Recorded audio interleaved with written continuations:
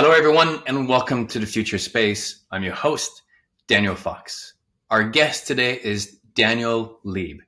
Daniel is the founding partner and mission director at Iceland Space Agency. Daniel, welcome to the Future Space. Daniel, it's a pleasure to be here. Thank you so much for having me. It's an exciting time for Iceland. There's so many space things going on, and I can't wait to dig into it. But before we go there, could you share with us your 3 words that capture the essence of space for you? 3 words. That's difficult, Daniel. I just got back from the International Astronautical Congress, and if I was to describe the experience, I would say run-on sentence.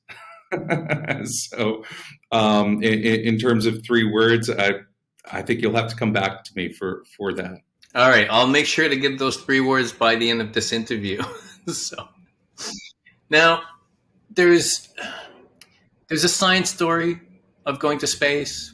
Obviously, there's science knowledge. There's a lot of things. There's a technology story of going to space, all these innovations that will trickle down to Earth and propel us to these next destinations. But there's also a human story of going to space. What do you think for you is that human story? Well, I think if we think about the image that has inspired so many generations since the dawn of the space age, which is Earthrise, which was captured famously by Bill Anders in Apollo 8. And we think about the story of how that image was captured. I think a lot of people know it was part of the Apollo mission prior to the moon landings on Apollo 8. As they came around the moon, they saw this beautiful blue marble rising from the heavens, which of course was our planet and showed the fragility of our own planet.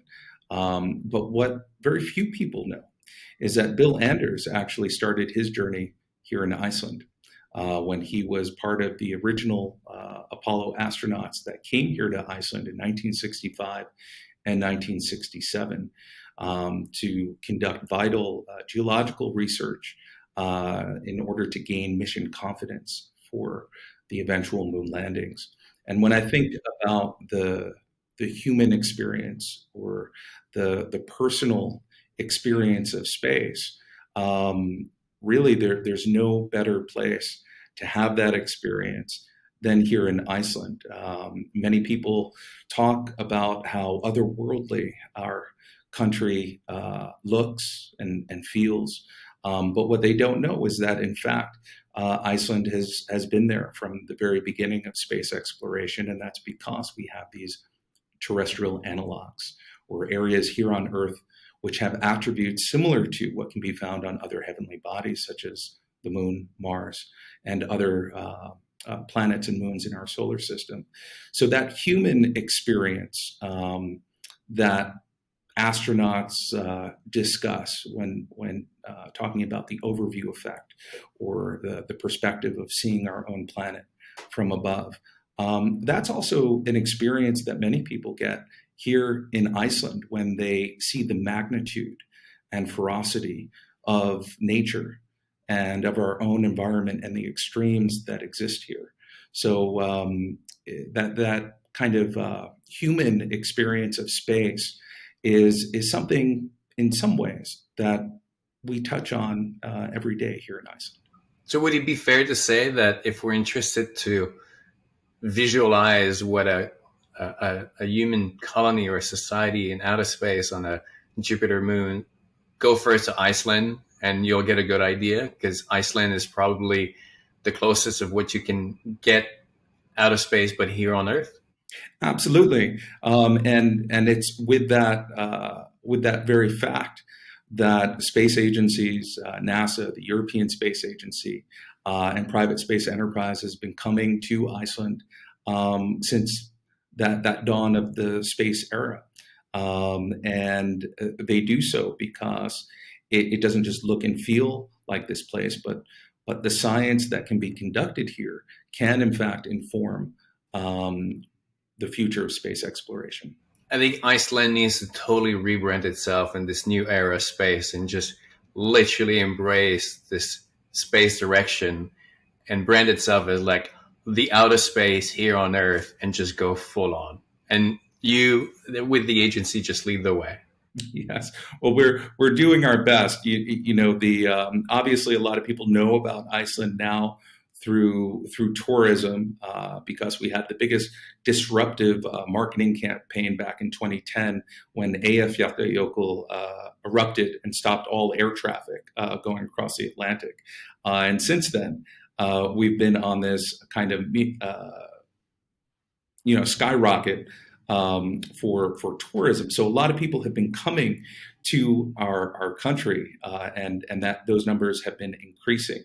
And that's also something that is important to build on, because there's an opportunity there as people come to experience nature, to experience these extremes. That's also a real opportunity to teach them about the fragility of our own planet and also the potential to reach for the stars right here in our own country. I've always said that when I did my solo wilderness expeditions, for me, wilderness has always been an exercise of humility. You go out, and even though our species have become master in adapting and going beyond these limitations, you always feel humble and small in the grand scheme of nature, of life. And now it was on Earth, and we're about to get into space, and I think that humility will carry. It just changes the scale, because we might have kind of mastered most of the elements here on Earth, but now that we get to space, it's like starting from scratch and just dealing with now even bigger forces and bigger dynamics, and we will always have to accept the smallness. I mean, we play a big role in the propelling of life on Earth, but we're still just this insignificant piece of the puzzle. And when you get to Iceland, I just came back from Iceland. I spent some time over there, both by myself and with my wife, and you just feel the extremity of the landscape of nature. It's right in your face. Just that the landscape is so in your, like right there, these cliffs that are everywhere, waterfalls, glaciers, the blackness of the volcanic rocks. It is it's an inspiring, humble, like full of surprises landscape. And I mean, we'll get to your journey of like from New York to there, but I'm pretty sure that still to this day, it inspires you and makes you, like, it fills you with awe, right? There's no question. I mean, whether it's watching a perpetual sunset where magic hour is hours, or whether it's going out on a ground truthing mission to see if we can capture the northern lights, or hiking up onto one of the glaciers with my partner Gunnar Gudjonsson and exploring a new ice cave. It doesn't get old. It's a boundless, awe-inspiring experience here in Iceland, and I'm certainly very humbled and privileged to call this country my home, and to be able to be out in the field with these incredible researchers who are exploring and also really providing new data sets and knowledge so that we can better understand our own planet while we reach for the stars. Now, like you said earlier in the interview, you just recently came back from Paris, where there was the IAC, conference. There was a lot of things going on, a lot of buzz, a lot of unveiling, and there was also it was a first for you and the Iceland Space Agency. Can you share more about that? Absolutely. The 2 weeks, it was actually 2 weeks for me, that started on September 13th last month, where I got on an airplane to go to Turin, Italy, for the International Mars Exploration Working Group face-to-face meeting, which was with the heads of all the space programs, either currently running missions on the surface of Mars or planning future missions that will be going there over the next decade. And that meeting alone was just one of the most inspiring experiences of my career, to have this dialogue with these researchers and engineers who quite literally are doing the impossible, and so inspired to understand and hear the value that they see in our own country, in Iceland, in terms of how we can help and how our country can really provide further mission confidence before launch, or even inform the future of Mars sample return. And so that was Imaweg in Turin, Italy. And then I got on a train through the Alps and ended up in Paris for the International Astronautical Congress, where on that Saturday met with ministers from emerging space countries from all over the globe, and had discussions about lessons learned and experience, and how we can all collectively chart a path to the stars together. And then Sunday, where the Iceland Space Agency was formally voted as a member of the International Astronautical Federation, and then a week of again meeting with the heads of space agencies and CEOs of inspiring companies that are really doing things that just a few years ago we all would have thought we wouldn't live to see the day. And yet now these technologies and these missions are going out into space and really informing and helping us truly understand our own planet better. And I think that that's also one of the most important messages of these last 2 weeks, is that I think yourself and probably many of us who work in space hear this refrain of, we have so many problems here on Earth. Do we really need to focus on going to the moon or Mars? Aren't there enough things that we can focus on here? And of course, what they don't understand is that it's not an either or neither scenario, that in fact, so much of what we know about the issues we're dealing with climate change and global warming come from low Earth orbit. And many of the technologies that we're using to fight climate change come from space exploration. And so, I think that in terms of space and sustainability and, how we chart that path in a sustainable manner, that there's certainly conversations to be had. But overwhelmingly, I think being part of the global dialogue around space is also being part of the global dialogue about Earth and how we can conserve and protect our own planet. I mean, that argument about why going, like, if you apply that to everything in life, there would be no richness. I mean, why go and listen to music? I mean, it's not really leading to any solutions per se. Why the arts? Why music? Why doing things that are not specifically about solving a solution? Einstein was famous about saying like, I need my walks in nature just because it creates the space for me to think and to go beyond. And I always tell people that back in the 1900s, when you had a lot of societal issues, there were some hygienes, there were some diseases, there were some problems to be solved. And yet you have Tesla, Edison, and the Wright brothers that are trying to power the world and try to take over the sky, and not necessarily, tackling some of the other issues, but the world that they created took care, really helped solve these issues. And, and it's the same thing about the space technology. No one is leaving Earth at the at the expense of the Earth, for the same reason that children, when they leave the family, well, I mean, you have different dynamics, but in general, children don't leave the family at the expense of their parents. They're leaving the nest so that they can start elevating, the family wealth, and what they do outside on their own comes back to the family. And that's when we look at some of the disparity between, certain culture.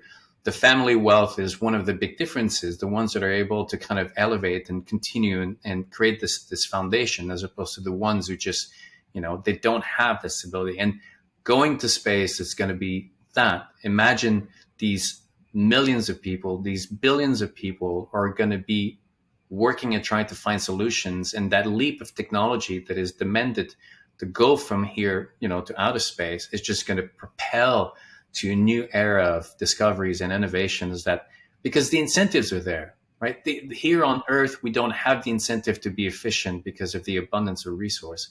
When we go to space, we have to be innovative and efficient, because that atom of transformed carbon that you have with you can't just open the door and just throw it out. You have to figure out how to reuse it and be sustainable, self-sufficient in all this.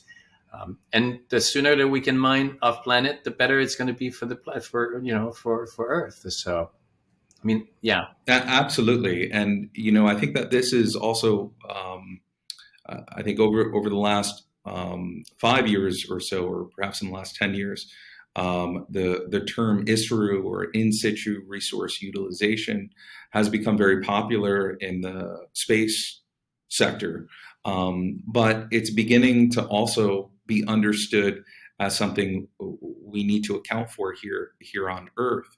And this is another place where Iceland can really provide expertise and know-how, as the environment here has been harsh and difficult since settlement, which is around 870 AD. And how the original settlers, the Vikings, learned how to live off this land, which was difficult to say the least, is also an example of how we may learn and better understand how to live in other extreme environments like the moon or Mars. And specifically with regards to energy production, with regards to growing produce, it's very difficult to grow produce here in Iceland. And so the innovations that have been taking place and that are taking place in terms of greenhouses and how you use the water better, how you use the soil more efficiently. These are all things that will provide knowledge for how we live on the moon and Mars. But ultimately, those technologies, those innovations that are being developed to very specifically grow produce on the moon and Mars can also inversely impact how we do so here on Earth more efficiently as well. And so I think it's a really important dialogue of how do we live a healthier, more efficient manner here on Earth, and how does that provide the data and knowledge for us to ultimately explore other worlds.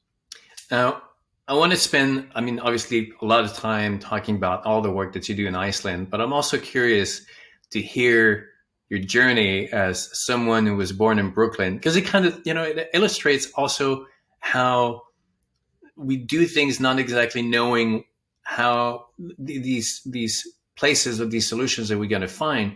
And, you started in Brooklyn, and now you're the director of the Iceland Space Agency. So share with us a little bit, connecting the dots between the beginning and where you are today. Sure. So first off, I don't think I ever could have imagined that I'd be sitting here speaking to you as the executive director of the Iceland Space Agency, or having just gotten back from this journey with some of the most incredible minds exploring our universe, and having had the honor of been in dialogue with these experts in their fields. My journey my course has been anything but straight. And as you mentioned, I was born in Brooklyn, New York. And I was always fascinated with space and science. And I think my father helped to certainly nurture that love for science and technology. We had a subscription to Popular Science and Scientific America and Omni, and I used to read these voraciously. And my father used to share articles and knowledge with me. But he was also constantly telling us stories from all over the globe, and he would always read stories to my brother and I growing up. And I remember at one point he was reading some stories from Iceland, from the Poetic Eddas or the sagas, and it laid a little seed of, wow, this place sounds like a place I'd like to visit one day. And there was a mystery there, and there was kind of an otherworldly nature of this place I knew very little about. But while I was in grade school, I was also constantly spending time in this mock habitat. They built a habitat or a space station for an after-school program that was sponsored in part by NASA, or informed by an early STEAM education initiative. And this was when I was in fourth grade. And I remember spending hours in this little like habitat, cardboard habitat that had a butterfly going through its metamorphosis, and it had microscopes, and it had a very early Atari computer, I believe, where we were learning how to code. And so it was just kind of an inspiration hub, right? And it was all based around space. My parents took my brother and I to the Air and Space Museum a number of times when we were growing up. I had a NASA flight jacket, but even with all this inspiration and all of these incredible nurturing moments, I went down a creative path. I ultimately went to art school. I went to the Rhode Island School of Design in Providence, Rhode Island, and I focused on storytelling and interactive design. Even while I was there, I had a very brief internship at MIT, because the technology side of things was what inspired me most. After I graduated, I moved back to New York. I had a film production company in New York City for almost 16 years. And all this time, I was also fortunately able to go to Iceland. And you know what? I'm going to stop there for 1 second, because I forgot a very important part of this story. So I'm going to rewind there, Daniel, if that's all right. Please, by all means, go ahead. Yeah. So while I was in art school, I met a good friend who was half Icelandic, and we started discussing the potential of actually going to Iceland. And I was thinking about these stories that my father had told my brother and I. And I started doing all this research and talking about this trip to Iceland, to this northern country. And all of our friends decided they were going to go as well. And when it came time to get the tickets, I was the only person who couldn't go. And I said I was working on a junior degree project at the time. The truth is, I just couldn't afford the tickets. And so everybody went without me. They came back with great stories and pictures, and I just kind of kicked the dirt. And eventually I graduated and moved back to New York. And I was actually making ends meet working as a bicycle messenger when I walked into an office and saw my friend Claudia, who also went to art school with us. And she said, "Dan, what are you doing here?" And I said, "Well, I'm delivering a package, actually." And she said, "Well, so strange that you walk in the door like this, because I was just thinking about you, because part of my job, I hate part of my job, and I thought, well, you'd be really good at it because you're kind of OCD, a little neurotic, and really good with color. And I said, thank you. Great. So what's this job? And she said, well, I'm the creative director for this magazine, and part of my job is managing the magazine while it's on press. And I hate doing that part of my job. And so I thought, you'd be really good at this. So why don't you come with me? I'll show you what I do. And if it works out, we'll send you every 2 months. I said, okay, great. Where do we do this? And she said, Iceland. Didn't you always want to go to Iceland? And so starting in 2002, I was coming to Iceland every 2 months for about 3 years. And every time I came, I, loved the country more and more. And honestly, I felt from the very beginning, I think I'm going to move here one day.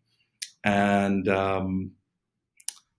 2 weeks became 3 months, became ultimately getting a work visa, and then I moved here permanently. And when I did, after many years working in film production and working in fairly extreme circumstances for film and photo productions, I started going to these locations here in Iceland and planning expeditions in these very difficult and hard to reach places, and spending more and more time in these areas that are also known as terrestrial analogs, and ultimately planning research expeditions and working with researchers to access these locations. And then I was fortunate enough to get an invitation to speak at ESTEC to talk about these terrestrial analogs of the moon, Mars, and other heavenly bodies. And then those researchers wanted to come to Iceland, and in fact they did 2 months after I gave this talk. And they said, okay, well, so who's the point person? Where can we organize, and connect the dots with the boots on the ground here? And much to my surprise, there was nothing. There was nothing set up here. So every time researchers came to Iceland, they were kind of starting over from scratch. And so we started by just providing the logistical assets and know-how of how to reach these locations. And then eventually that dialogue became research-based as well. And as we progressed with this, we realized that Iceland has a lot to offer, a lot more than just being a destination for everyone else.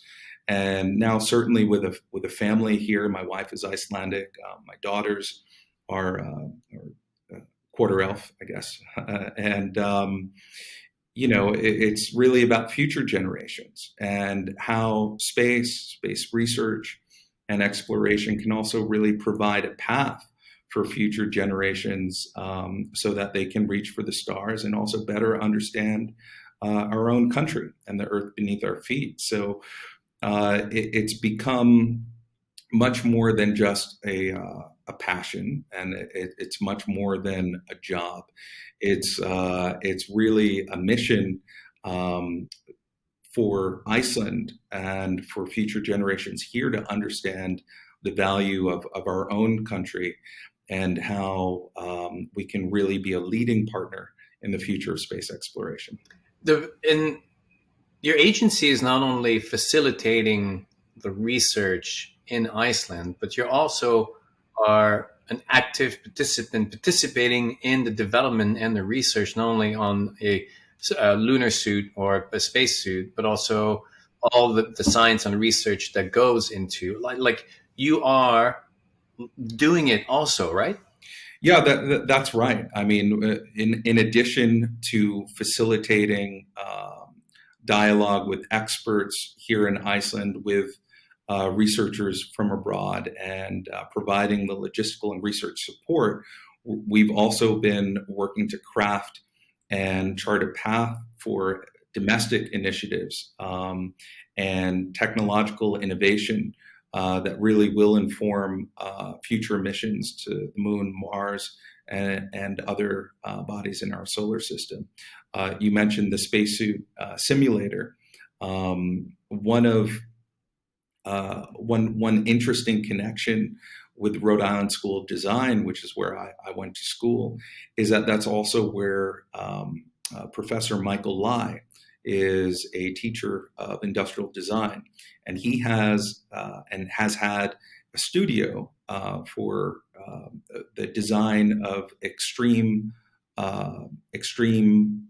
architecture and extreme industrial design components that can be used in space. And that studio has had an ongoing relationship with NASA JSC.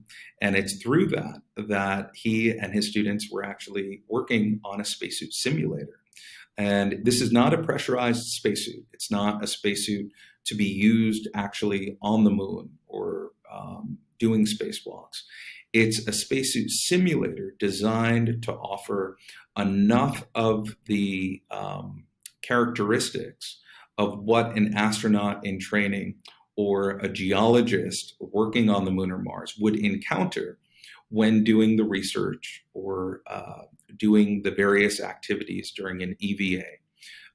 So it's about how the spacesuit simulator informs how you operate, what tools you can use, the design of those tools, the design of those habitats, and mobility technology. So we started working with Professor Lai to test the MS-1 Moon Mars spacesuit simulator here in Iceland. It had been designed, but it didn't get any activity. It didn't actually end up being used until I called Professor Lai, and he said, "Yeah, let's do this." So we planned a research expedition, which was actually the first research expedition for the Iceland Space Agency in 2019, and it was also an Explorers Club flag expedition.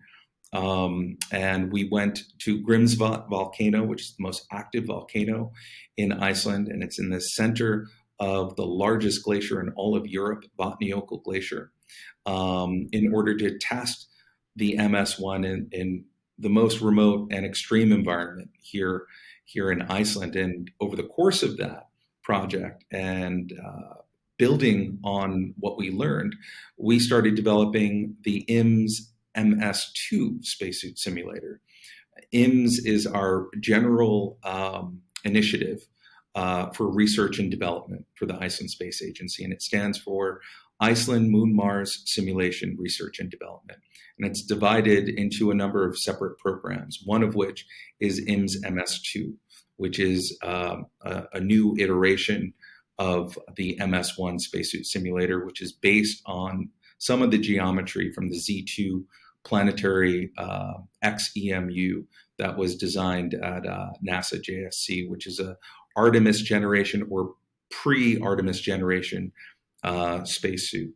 So that's one of our projects. That's an Iceland Space Agency project.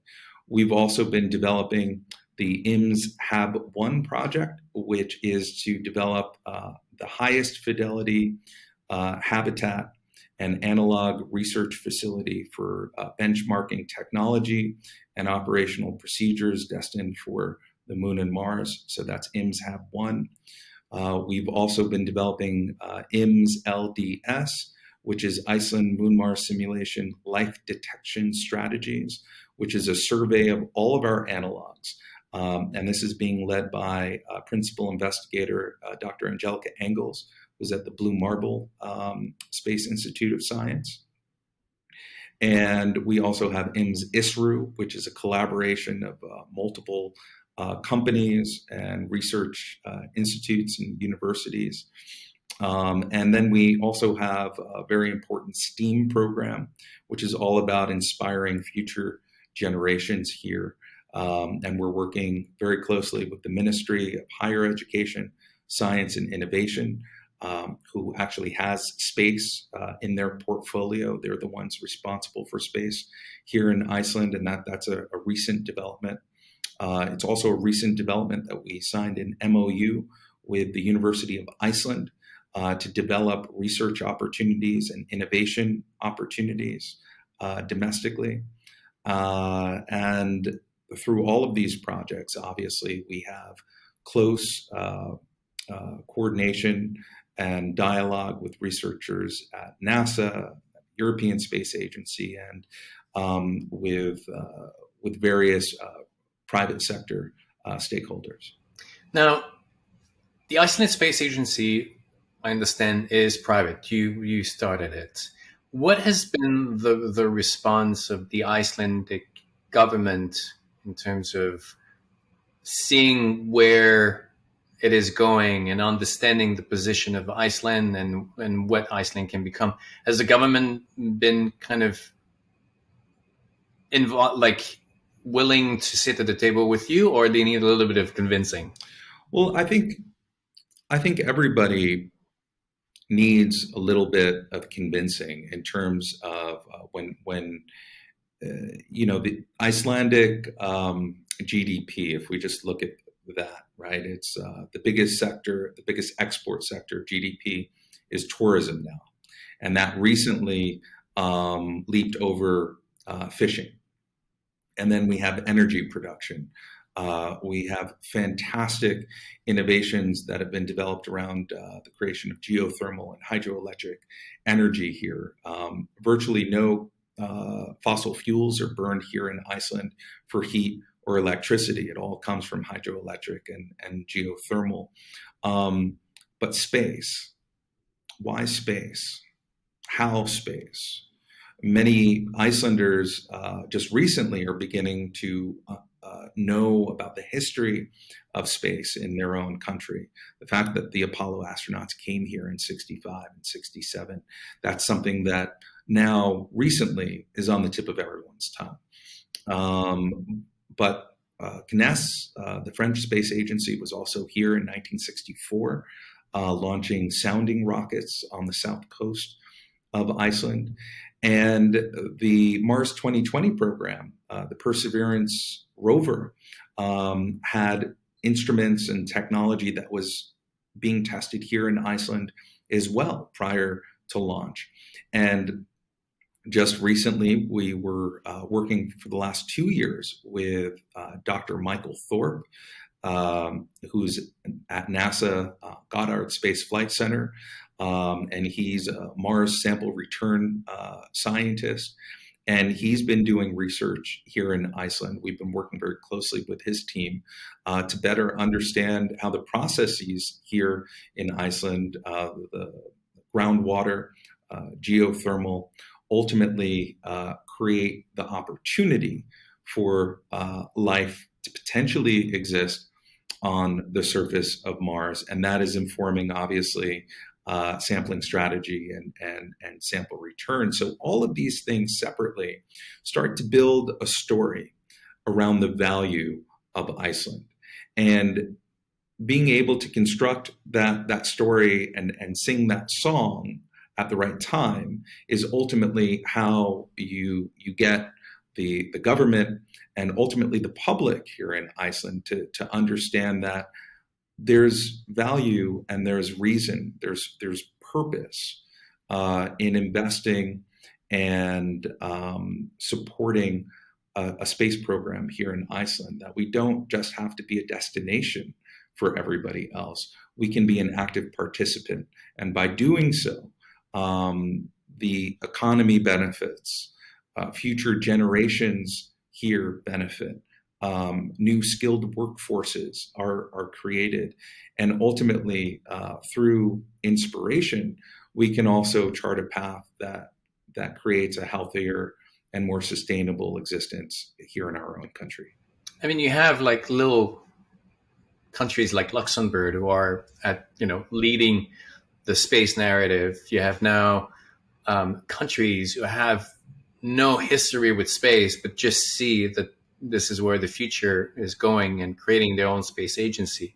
And you have Iceland, who has a rich history with space, but also has so much to offer to that future, that you're sitting right at the nexus of like making Iceland, the one of the leaders in building that future, not only in offering what the country can offer, but just collectively the story of Iceland, the past and the present and the future.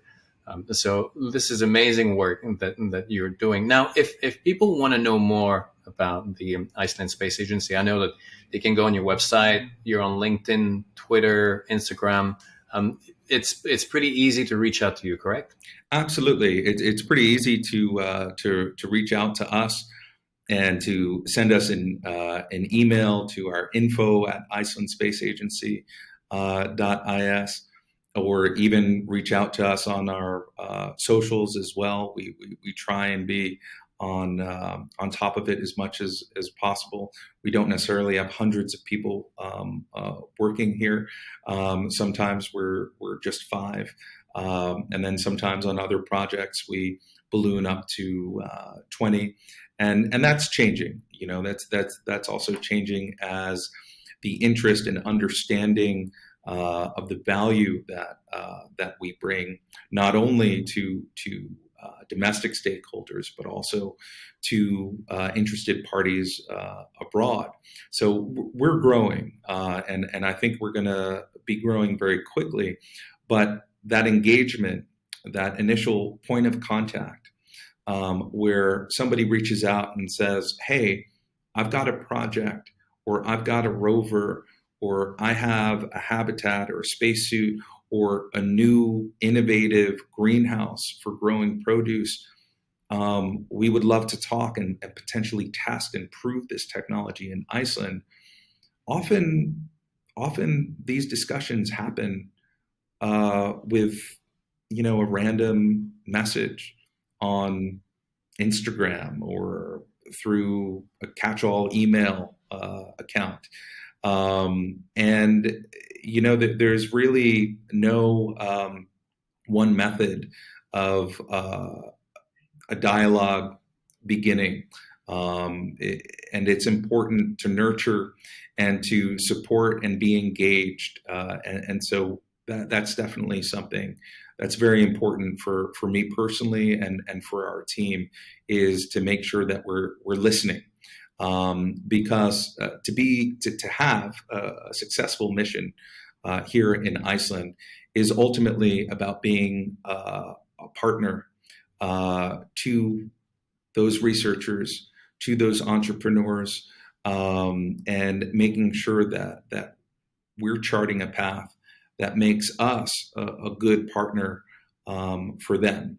And you know, although we're working on our own projects, nobody will be going to the moon or Mars by themselves. This is a collaborative effort.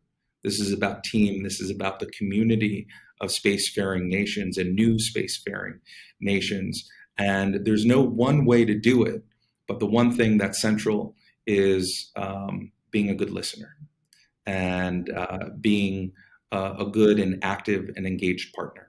And that is ultimately one of the most important things for any collaboration, really, but especially for space, when there are lives on the line, and ultimately large investments put out there. You have to make sure that what you're doing here is ultimately going to provide a return, and is going to do so safely and provide as much science on the back end as possible, and to do so obviously in a sustainable fashion. Now, you kind of, before I let you go, I want to circle back to the beginning, and you kind of lay out almost like saying it in metaphors, but what would be your 3 words that capture the essence of space after this conversation? That capture the essence of space: Yes. exploration, sustainability, and inspiration. There we go. Daniel, it was a pleasure having you. I cannot wait to go back to Iceland. I'm planning that for 2023. It's I mean, for many reasons, and I think you and I, we're going to be talking about future collaborations. But I think that there's beyond the excitement and the movement that's going on right now within the space and within the future. I think there's something really special on in Iceland, and anything that we can do to promote, to elevate it, to really to kind of, because it takes more than just one person or one group. Like, it's a combination of all these different players that helps. And sometimes you have great initiatives, great players, but then there's just like, there's one part of the puzzle that's not working, and then it goes somewhere else. So anything that we can do to help Iceland and your organization to become a leader, we'll do it. You got my word. So Daniel, thank you again. Thank you. A pleasure, and looking forward to seeing you here in the North Country, Daniel. Absolutely. And one last thing, Frá Íslandi upp í heimgeim, which means from Iceland to the stars. Excellent. Well, our next time is going to be in Reykjavik, over the best fish and chip that I've had in my life. And we'll enjoy our time in Iceland. Daniel, it's a pleasure. An honor. Thank you, Daniel. Bye-bye. Bless.